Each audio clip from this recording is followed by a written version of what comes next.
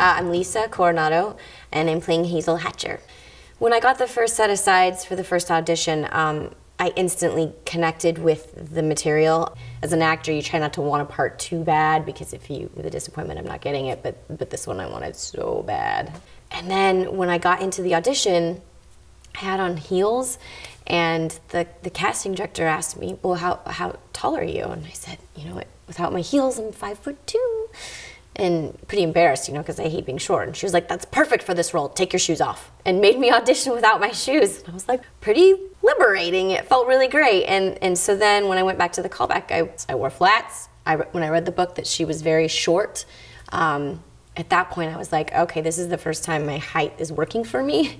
So I'm just pretty lucky and blessed to have been able to play Hazel Hatcher. At the same time, I got to live up to this woman, and how fascinating and phenomenal she was. And there is a little bit of extra pressure, and yeah, it's a little scary because, you know, you're playing somebody that's real and trying to do it justice. I don't know how she did it, you know, and her husband was working so hard and she was trying to do schooling, and so one of the things about her is that she's musical and that she can play the piano, and I can completely relate to that. I have a piano in the downstairs of my house as well, and when I need a break I go down and I start playing it, which was another weird coincidence. I love any kind of period film. I'm drawn to those kind of films.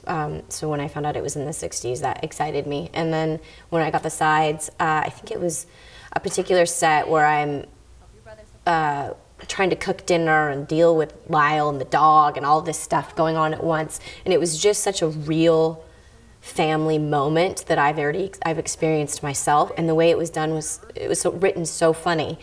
I connected on that level as being a mom and, you know, trying to run a household. I'm lucky as an actor that I get two directors that also wrote the material, so that they're very familiar with it. They have a very strong vision.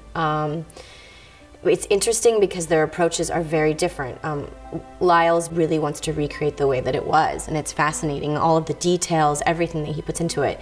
And then Dawn comes in from a little bit more bird's eye, I guess, but really wanting to move the audience in a certain way. It was really fascinating because one of them wanted me to cry and one of them didn't.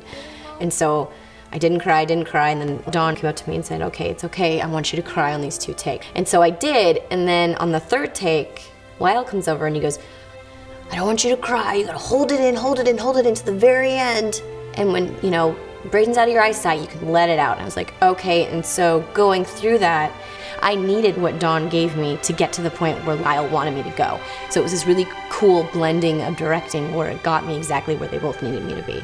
So it's been fascinating, and I've never had directors that have had so much information for me, and it's just, it's awesome. It's one of the best scripts I've read in a really, really long time. It's very full and rich and complete. It ends beautifully. It's so genuine, and I don't think a film like this has come out in a long time. It's been a while.